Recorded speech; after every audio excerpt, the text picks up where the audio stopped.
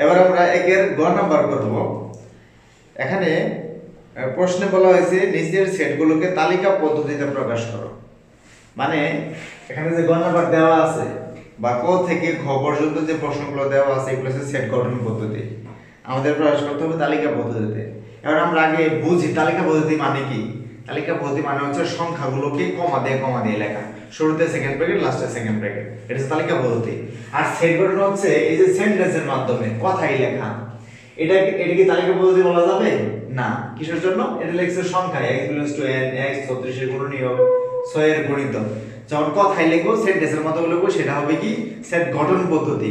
আবার এখানে যে সংখ্যাগুলো আগে বোঝাচ্ছে সেই সংখ্যাগুলোকে প্রত্যেকটি সংখ্যাকে যখন আমরা কমা দিয়ে উপস্থাপন করব, শুরুতে এবং শেষে সেকেন্ড ব্র্যাকেট দেব, এটা হবে তালিকা পদ্ধতি। আচ্ছা, তো প্রথমে বলছে x = n। এখন n মানে কি? n মানে হচ্ছে স্বাভাবিক সংখ্যা। তারপরে লিখবো এখানে n হলো স্বাভাবিক সংখ্যা।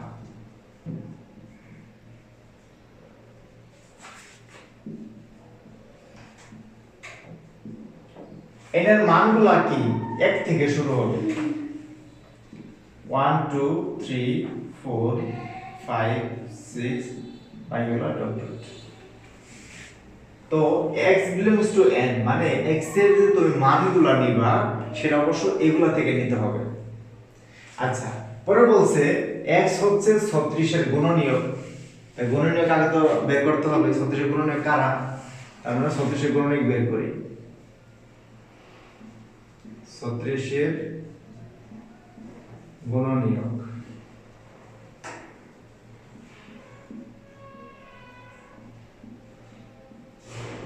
তো 36 কে ভাঙালে 1 গুণন 36, এরপর 2 গুণন 18, 3 গুণন 12।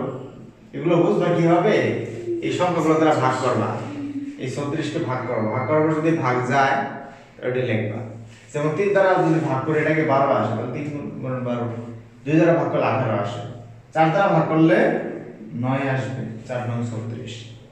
আর হবে না 5 6, হ্যাঁ আরেকটা হবে 6 হবে, 6 গুণন 6 6 6 36। তো এগুলো আছে 36 এর গুণনীয়ক। তাহলে লিখি সুতরাং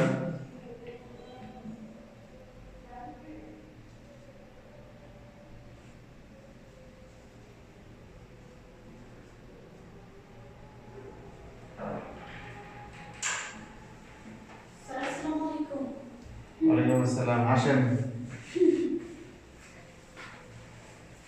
36 এর গুণনীয়ক তাহলে কি কি পাচ্ছি? এবার কি সবই কিন্তু লিখতে হবে এবার, তাই না? কারণ এটা তো মৌলিক বলে নাই। 1 2 3 4 6 6 কি দুইবার লিখবো? একবার। দুইবার থাকলে একবার লিখতে হয়, তিনবার থাকলে একবার। 9, তারপর 12, এরপর হচ্ছে 18, এরপর হচ্ছে 36। এটা হচ্ছে 36 এর গুণনীয়ক। তো 36 এর গুণনীয়ক বের করছি। এরপর কি হবে? 6 এর গণিতক। এখন আমার কথা হচ্ছে এই 36 এর গুণনীয়ক যে বের করছি এগুলা কি n এর ভিতরে আছে? অবশ্যই আছে, কারণ এটা শেষ নাই, ইনফিনিটি পর্যন্ত এই সংখ্যাগুলো এখানে আছে। তাহলে আমি কি চাইলে এখানে -1 -2 -500 নিতে পারতাম না? কেন নিতে পারবো না? কারণ n মানে তো প্লাস সংখ্যাগুলা, -500 তে নেওয়া যাবে না। n মানে তো মাইনাস না, n মানে হচ্ছে প্লাস সংখ্যাগুলো, স্বাভাবিক সংখ্যা। আচ্ছা, এটা গেল। এবার কি বের করব? 6 এর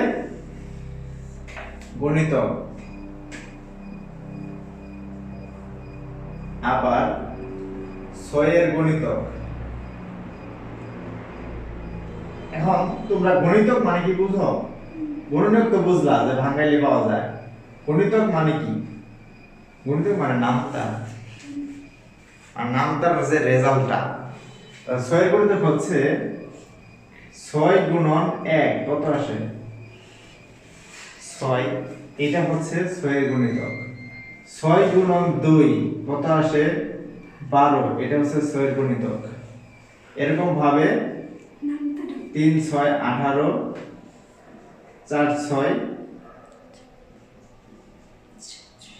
24, 5 6 30 6 6 36 6 7 42 তুমি কি আরো লিখবা আর আমি লিখবো না কেন লিখবো না কারণ এখানে দুইটা কন্ডিশন একটা 36 এর গুণনীয়ক আর একটা 6 এর গুণিতক তাই না তো 36 এর গুণনীয়ক সর্বোচ্চ কত গেছে 36 তাহলে আমি এখানে 500 নিয়ে লাভ আছে এই যে এবং বলছে না এবং মানে দুইটার ভিতরে কমন তাহলে তুমি যদি 500 লিখো লাভ নাই তো 50 লিখো লাভ নাই 70 লিখেও লাভ নাই আমরা চেষ্টা করব দুইটাকে কাছাকাছি রাখবো ঠিক আছে এটা 36 পর্যন্ত আসলে আমরা চাইলে এখানে রেখে দিতে পারতাম আরে এর বেশি নিব কেন আচ্ছা এখন 36 এর গুণনীয়ক এগুলো আর 6 এর গুণনীয়ক এগুলো এখন এই দুই জায়গার ভিতরে এখানে যে সংখ্যাগুলো আছে এই দুইটার ভিতরে কোনগুলো কমন যেটা এখানে আছে এবং ওখানে আছে এরকম কমন কোনটা 12